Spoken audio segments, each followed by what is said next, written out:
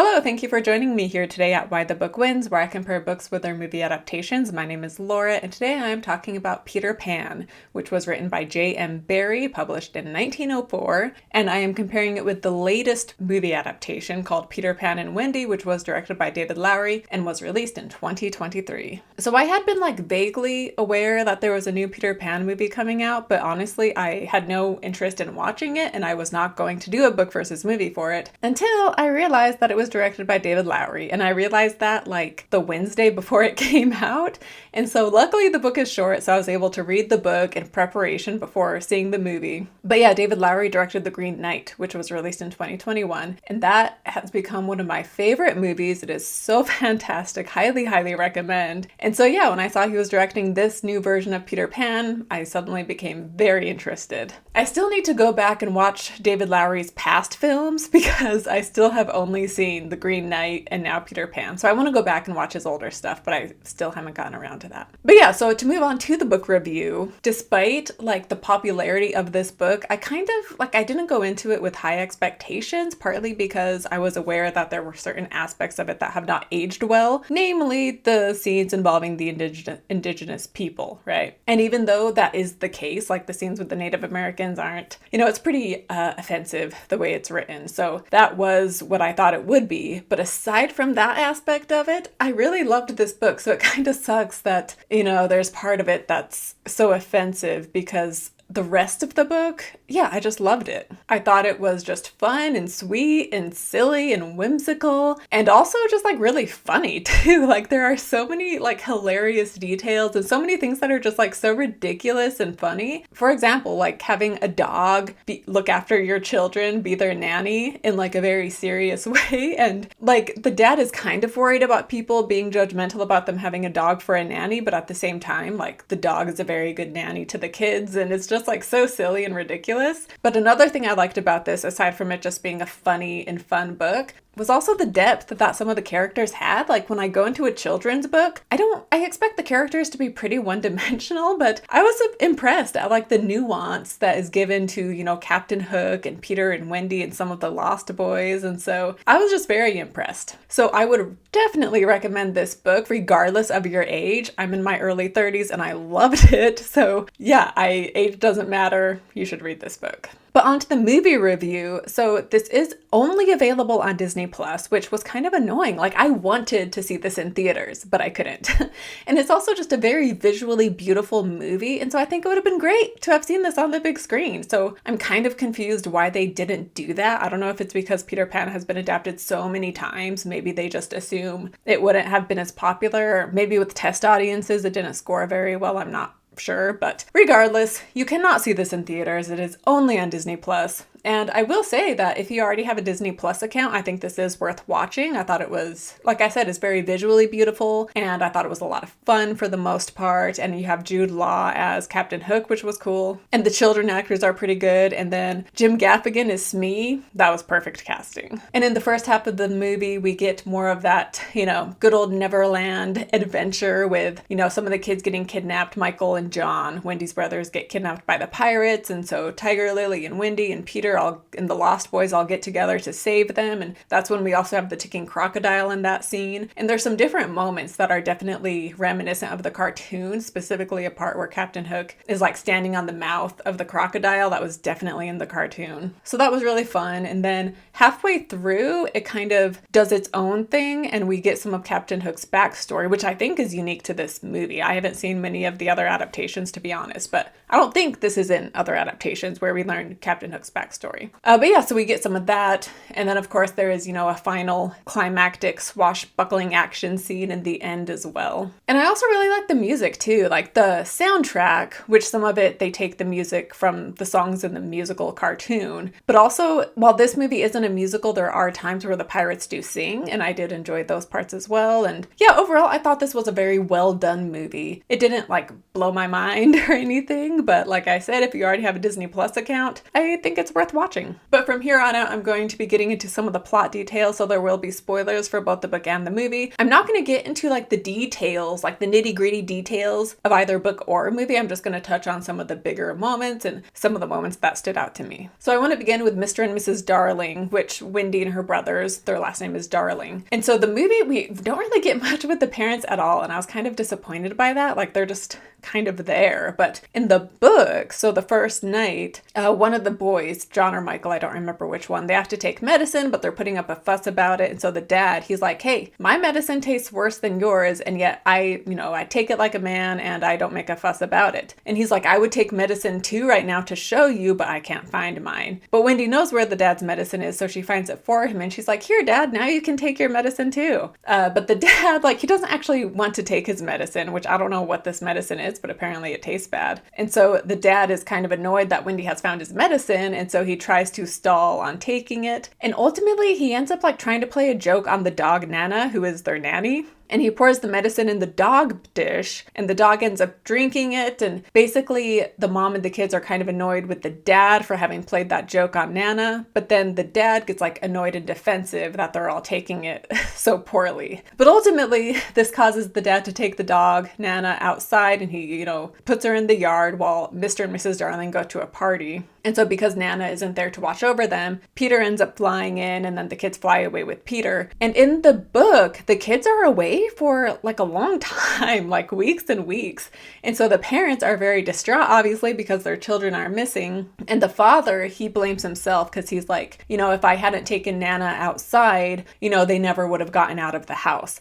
And so as a way to show how remorseful he is, he goes and lives in the dog kennel, and he's like, I'm not going to leave this dog kennel until my kids come home. But he has a job, so he's transported to and from his work in the dog kennel. And like, he had been very concerned with what people thought of him. So the fact that he's willing to be seen in a dog kennel, again, is just showing how remorseful he is. But then he becomes like a fixture in the community, and like children and adults alike look forward to seeing him in his dog kennel, and he kind of becomes famous in a way. And so at a certain point, the Mrs. Darling, she's like, it's starting to seem like you enjoy being in the kennel. Like, is it still a punishment, or do you just enjoy it now? And the dad, kind of insists that like, no, like this is still a punishment for me. But it seems like he definitely kind of enjoys it too. But the mother, meanwhile, she, stays home constantly, and she makes sure the beds are ready for her children, and she's constantly there, just vigilantly waiting for her kids to return. And none of this is in the movie. Like I said, we don't really see anything with them. So, and also in the movie, and I think in most adaptations, we see Wendy and the boys are only gone for one night. In like our time, it's only one night. And so the parents don't even realize they're gone, really. And so that's a huge change, where in the book, they were gone for a long time and the parents missed them. But in book and movie, one of the reasons Peter will visit this home is because Mrs. Darling will tell stories, and Peter likes to listen to the stories, and then he takes them back to the Lost Boys, and he tells the Lost Boys these stories. And one night his shadow like breaks free of him, and so then he has to return again later to get his shadow back. And this is the night where Nana is tied up outside, and so Peter comes in, and he tells them about how he likes the stories and how they missed the ending of Cinderella, so he needs to find out how Cinderella ends. And Wendy tells him like, oh, like I know stories. And so Peter is like, oh, well then I'll just bring you back to Neverland and you can look after the Lost Boys and tell us the stories. And so that is what causes her to end up going with him. In the movie, it's basically the same. We have the whole thing with his shadow. And then also in book and movie, they know about Neverland because Neverland is a place that they all like go to in their imagination. And so then when they see Peter, they're like, wait, you're real? But yeah, so everybody knows how with the help of Tinkerbell and Pixie Dust, they're able to fly to Neverland. However, in the book, the flight actually takes a long time and the kids get hungry. And so Peter will feed them by like taking food from birds that fly by, and then he gives it to the kids. Whereas in the movie, it seems like a pretty quick trip.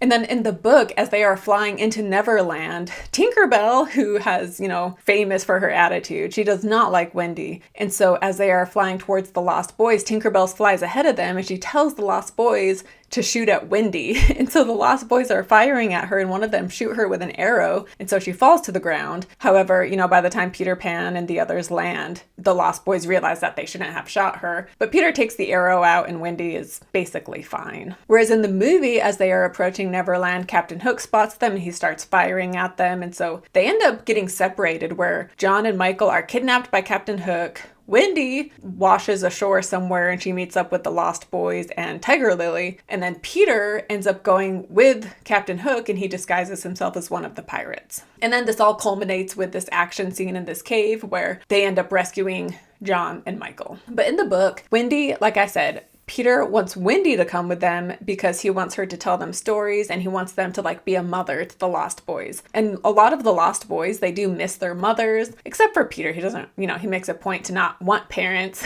but the other Lost Boys do miss their mothers. And so when Wendy comes, Peter is like, hey, I got a mother for you guys. And they're also happy about it. And it seems like a number of people, this is another issue they have with the book, is that Wendy shows up to Neverland, like quote unquote, just to be a mother to the Lost Boys. But honestly, I wasn't bothered by that because like, I know when I was a young girl, when we were playing pretend, I feel like it's pretty common to like pretend to be a mom, right? Because that's what you see. That's what you are growing up around, is the woman in your life is a mom. And so that's what you know. And one detail I really liked is that when Wendy is mothering the boys, she makes sure they take their medicine every night. And she's like very strict about this. But we find out the medicine is just water, but she just spoons it out as if it's medicine. And she makes it seem like it's so important. And yeah, it just made me think of when I was a kid and just playing pretend and acting like something is so important and vital when really it's just, water or whatever. But also it didn't bother me because I also just thought it was sweet that, the Lost Boys miss their moms, and this is a theme which I'll get to later where the pirates miss their mom too.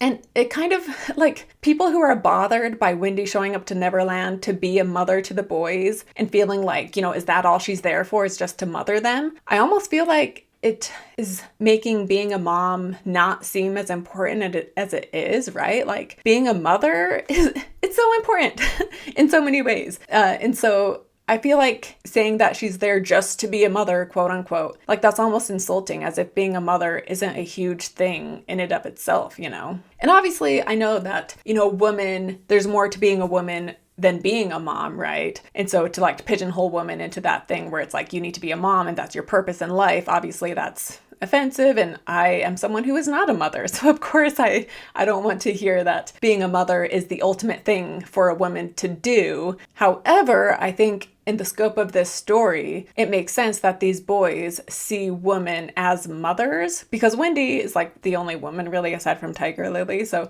it makes sense they see her and associate her with a mother because that's all they know, right? Because like I said, when you're a child, the primary female in your life is your mother. And so it makes sense that they see Wendy and they're just like, oh, a mom for us, And then it makes sense that Wendy, raised by a mother who she loves and admires, that she thinks it's an honor to mother these boys. So yeah, that's my thoughts on Wendy in the book being a mother to the boys. I thought it was sweet and I liked it. And I think it just shows the importance of mothers, Not to diss on fathers, because that's important too. But anyway, in the movie, the Lost Boys tell Wendy they want her to be their mother. And in the movie, she's like, what? Like, no, like I'm too young and I don't even know if I want to be a mother. So I'm not doing that. But she does sing them a lullaby, and Captain Hook overhears this lullaby and it like sparks a memory of his own mother as he hears her singing this. So just like in the book, it didn't bother me how Wendy, was quick to take on that mantle of motherhood. In the movie, I was fine with it too. And I expected them to modernize it a bit where Wendy is like, wait, what? I don't even know if I want to be a mother, right? Because not every girl does want to be a mother, and that's fine. But to move on from that to now talk about Captain Hook. So in the movie, we learned that Captain Hook had been the first Lost Boy, which, quick side note, in the book, Lost Boys are like, they become a Lost Boy when they fall out of their pram, it says, and then they fall out and then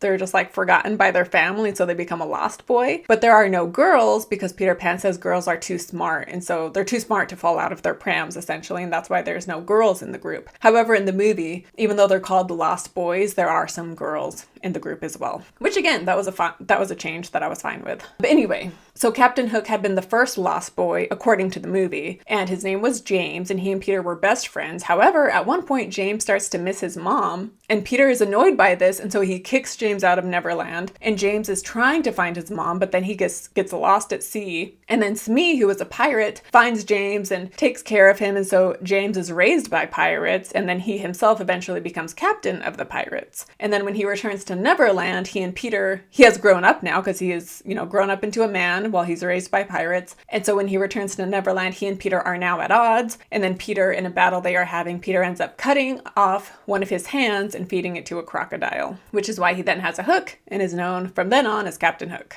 And yeah, like I said, when Wendy is singing a lullaby to the boys, Captain Hook hears it, and it kind of triggers the memory of his own mom. And then I'm skipping some details, but essentially Captain Hook thinks he kills Peter, and then he kidnaps the boys and Wendy. And while they are in jail, he tells Wendy about his story. But in the last battle of the movie, they're fighting on the ship, and Peter Pan and Hook, like Peter Pan, like I said, they make it seem like Hook kills him, but then Tiger Lily helps bring him back to life. And so they're in this final battle between the two of them when Peter stops and he's like, hey, like, I'm sorry that I was such a bad friend to you. And he drops his sword, and Captain Hook is annoyed, and he's like, what? Like, you're supposed to fight. And there ends up being like a cannon is shot or something. And so then Captain Hook almost falls, and Peter's holding on to him, trying to stop him from falling. And he tells him, like, think of a happy thought. That way, Tinkerbell can sprinkle pixie dust on you, and then you don't have to die, because then you'll fly. So it's okay if you fall, because you'll just fly anyway. So he tells him to think of a happy thought, but Captain Hook, he's like, I can't think of anything happy. And then he slips and he falls into the ocean.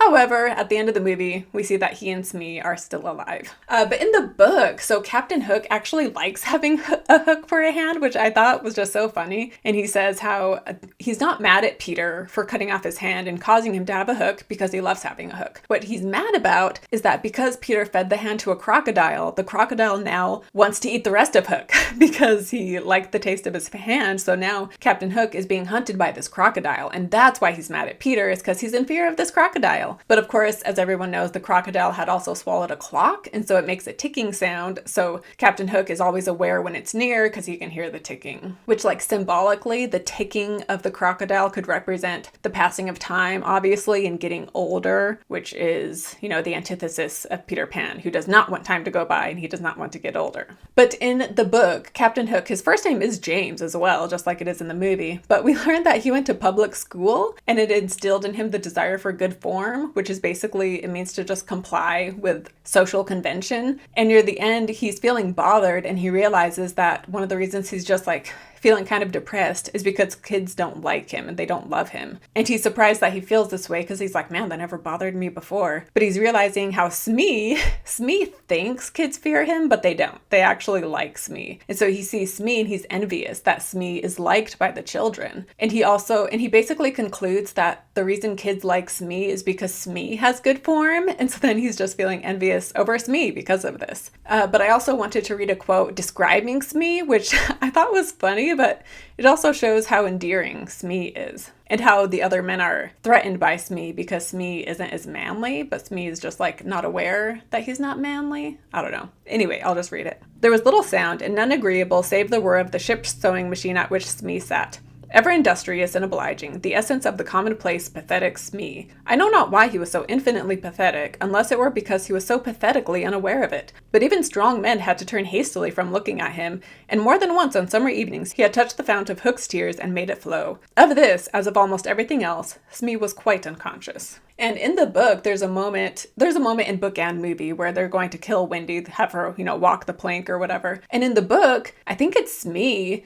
he tells them like, hey, we'll save you if you agree to be our mother. But Wendy is like, no, I don't want to, live with pirates. But again, just showing how the pirates too miss their mothers, just like the Lost Boys do. But in the end of the book, Captain Hook does die. He is pushed overboard by Peter and he is eaten by the crocodile. But it's almost like this beautiful moment where Captain Hook is just at peace with himself, and I wanted to read it. It says, misguided man though he was, we may be glad without sympathizing with him that in the end he was true to the traditions of his race. The other boys were flying around him now, flouting scornful, and when he staggered about the deck, striking up at them impotently, his mind was no longer with them. It was slouching in the playing fields of long ago, or being sent up for good, or watching the wall game from a famous wall. And his shoes were right, and his waistcoat was right, and his tie was right, and his socks were right. James Hook, though not unholy, unheroic figure, farewell, for we have come to his last moment. Seeing Peter slowly advance upon him through the air with dagger poised, he sprang up the bulwarks to cast himself into the sea. He did not know that the crocodile was waiting for him,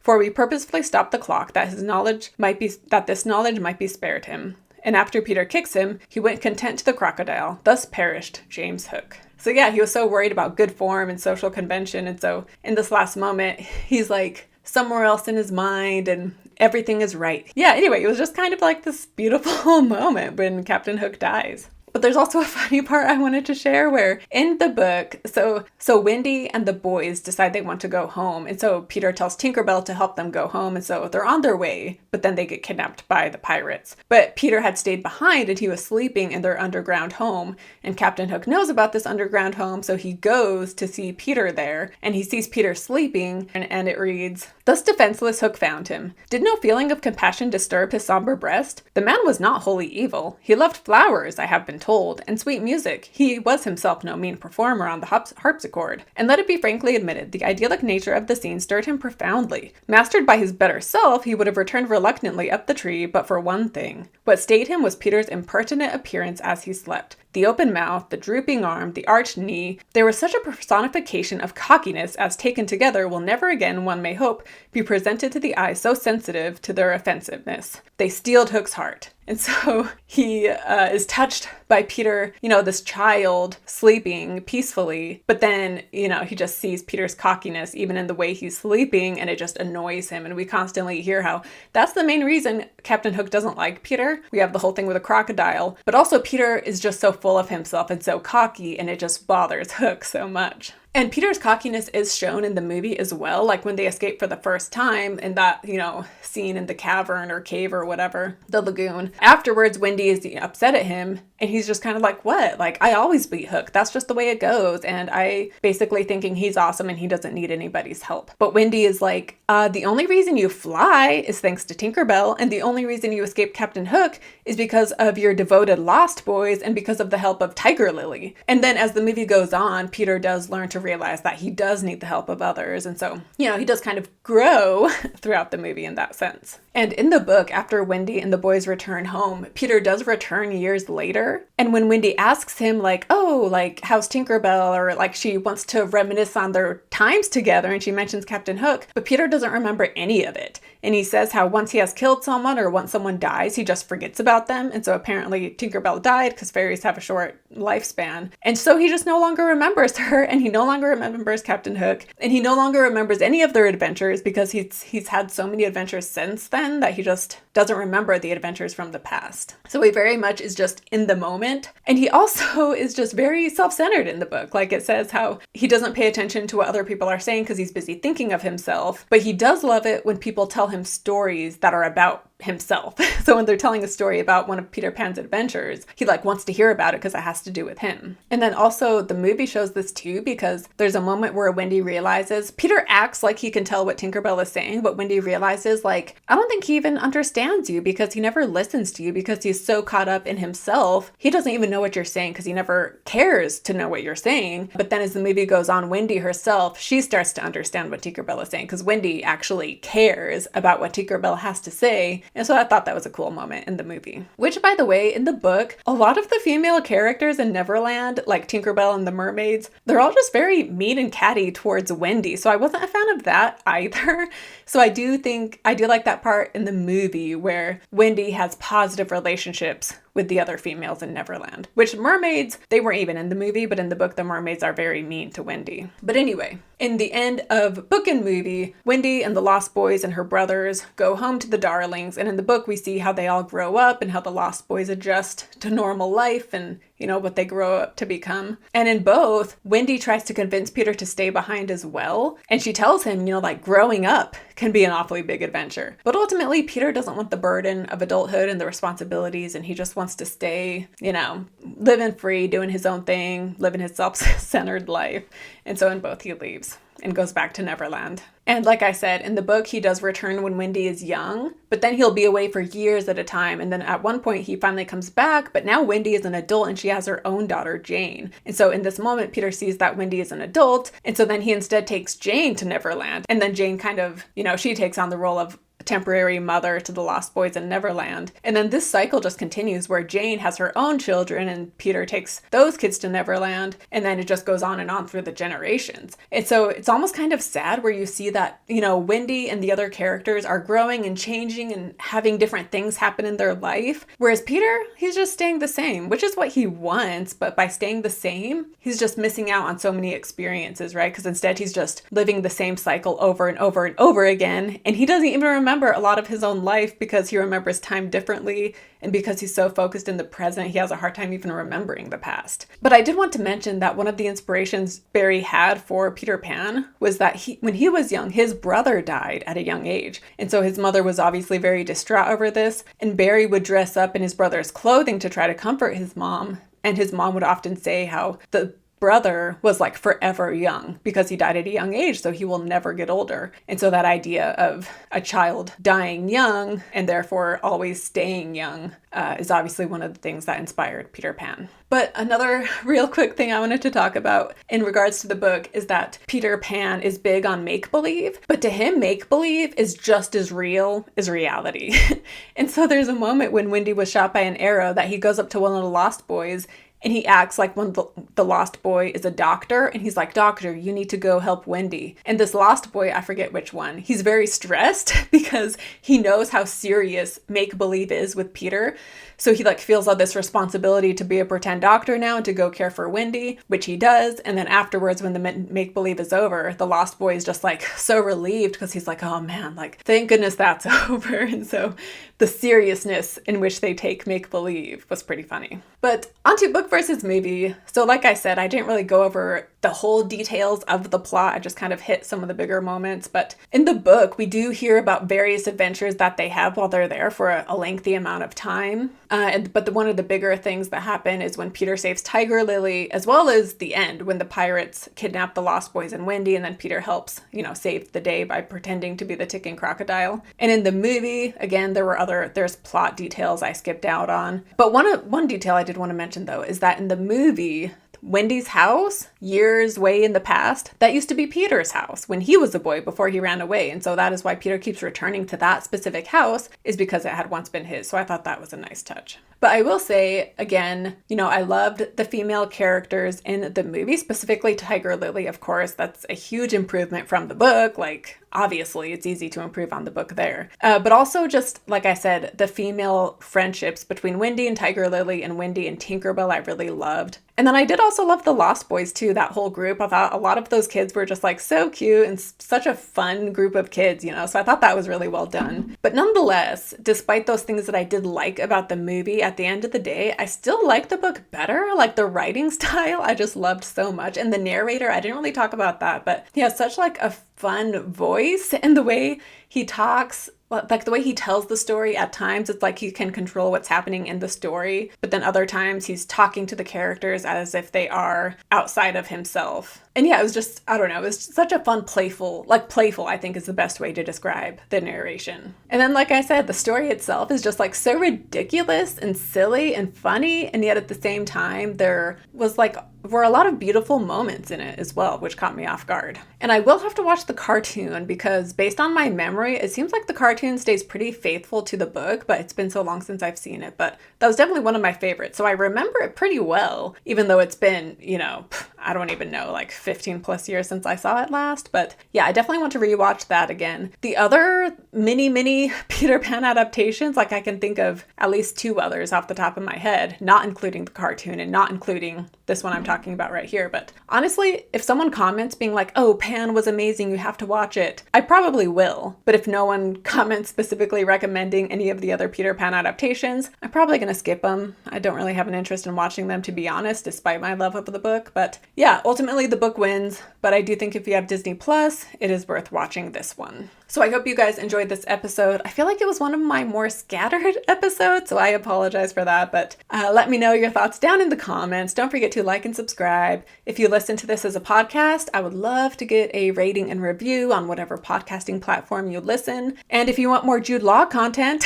a very different one, I covered Cold Mountain, which had Jude Law. And then later this month, I will be covering The Talented Mr. Ripley. And then again, I have a book versus movie for The Green Knight, if you want to check that one out. Again, I love that movie so much, and I really loved the story it was based on as well. So yeah, thank you again, and I will see you next time. Bye.